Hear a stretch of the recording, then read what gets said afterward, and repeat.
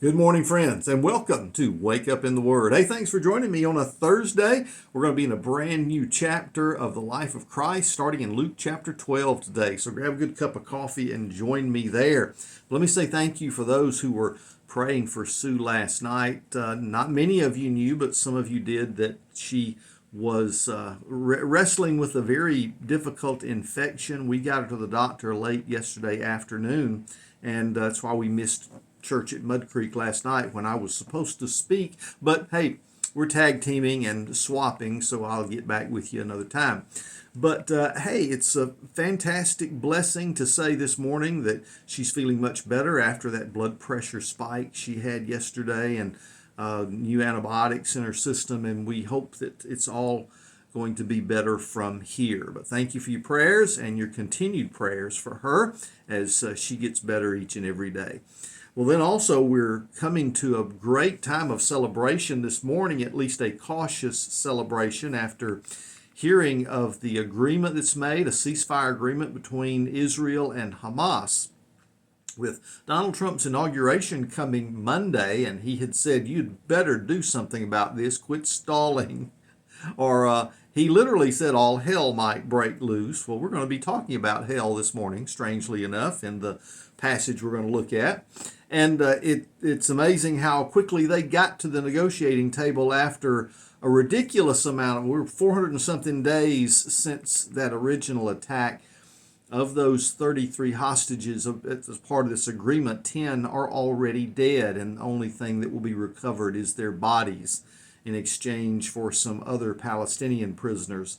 Well, we don't trust Hamas any farther than we can throw them, but we will cautiously and optimistically look forward to seeing if this agreement will follow through.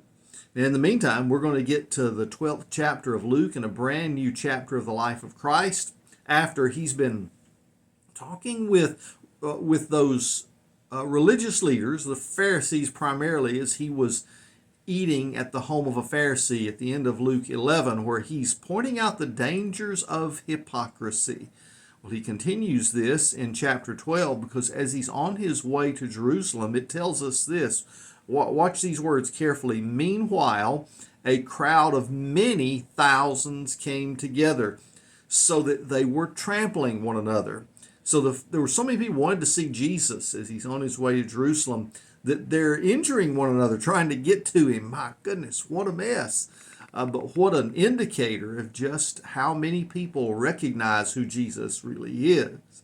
Well, he began to say to his disciples first. So this is not to the crowd. He's saying to them quietly, be on your guard against the leaven of the Pharisees, which is hypocrisy. There is nothing covered that won't be uncovered, nothing hidden that won't be made known. Therefore, whatever you have said in the dark will be heard in the light, and what you've whispered in an ear in private rooms will be proclaimed on the housetops. So Jesus once again is warning against the dangers of hypocrisy, something that we've seen take place over and over again. We see it take place in religious circles. Nothing is more troubling than to hear of, and I'll just go ahead and use a name. Many of you heard of the fall of a pastor named Steve Lawson from the church in Texas, where he had for some 5 years been carrying on an affair. I mean, Steve's more like my age. He's been around a long time, but carrying on an affair with a woman in her mid-20s, and of course committing adultery as he was married, and that nobody even knew this was going on. There was no accountability about his life with that congregation he was serving. It was found out later he wasn't even a member of that congregation. He's just kind of the hired hand for Sunday. The entire scenario smacks of hypocrisy, not only in Steve's life, but it's hypocritical that the church would even engage in this kind of activity with its members, almost deceiving them by putting this guy on stage week after week. Those are some of the sad things, just the tip of the iceberg of hypocrisy we find in religious circles.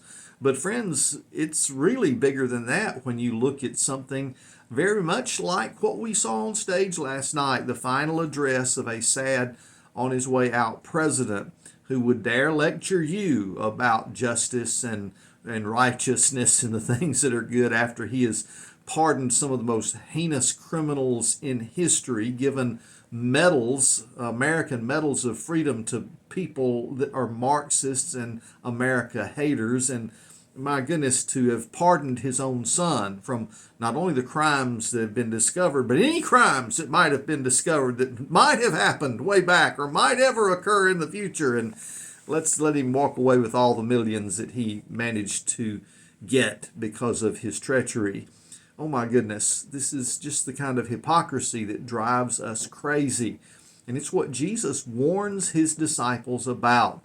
He says, look, don't worry. There is a righteous judge that will take care of all of these things in the long run.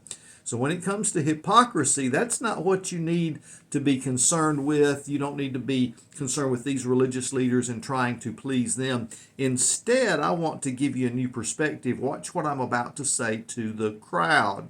So now, as he begins to speak more openly, listen to what he says in verse 4. I say to you, my friends, don't fear those who kill the body, and after that can do nothing more. But I will show you the one to fear.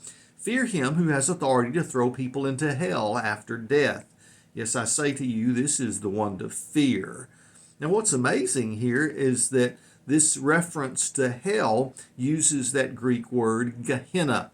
Now, Gehenna is a reference to the Valley of Hinnom. Everyone knew what he was referring to when he used Gehenna as this reference for hell. It had been the place where, when the children of Israel had forsaken God and were worshiping false gods, including the god Molech, they would go down into that valley, dedicate their children to Molech, and then burn them in the fire. In other words, they would kill their own children to please this evil, wicked god, which we know who's behind that. It's the god Satan, the same God that perhaps we can say is the one behind the sacrificing of children to this day. So in making that reference, there's some strong indicators that God's not pleased with it when we decide we're going to kill our own kids. Well, on top of that, since the times of Molech, and now with the folks who had come back from the dispersion, there was no more idolatry. Idolatry disappeared after they were carried off into captivity. But something else had to be taken care of around Jerusalem, and that's the garbage. What do you do with it? Well, there's typically places like we have landfills and other places today. Well, the Valley of Hinnom became the place you would take your garbage and burn it, a place where you destroyed the trash.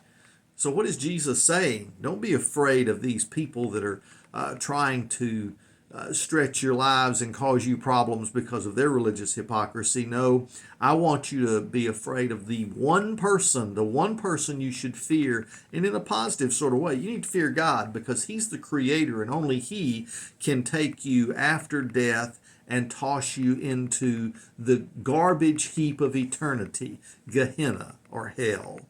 Now, what does he do on the flip side of that? After mentioning hell, he turns around and talks about God's care for his people, how much he knows about us and loves us. Look what he says.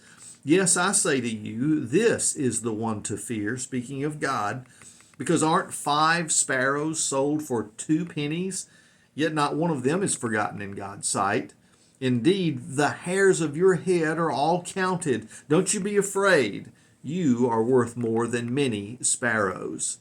So in this wonderful passage where he mentions hell and the ultimate place of judgment, he also mentions that God's care for his people cannot be underestimated. In speaking about how the very hairs of your head are counted or numbered, it's been said that a redhead has about 90,000 hairs on his or her head, a dark-haired person about 120,000 hairs, and a blonde has about 145,000. Yet God knows exactly how many hairs you have.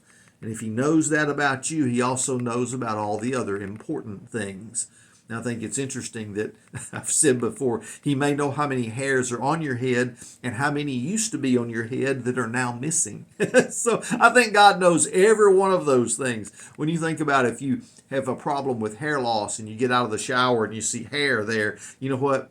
God knows how many are in the shower after you have lost some. That's how much God knows about you and I. This is the promise.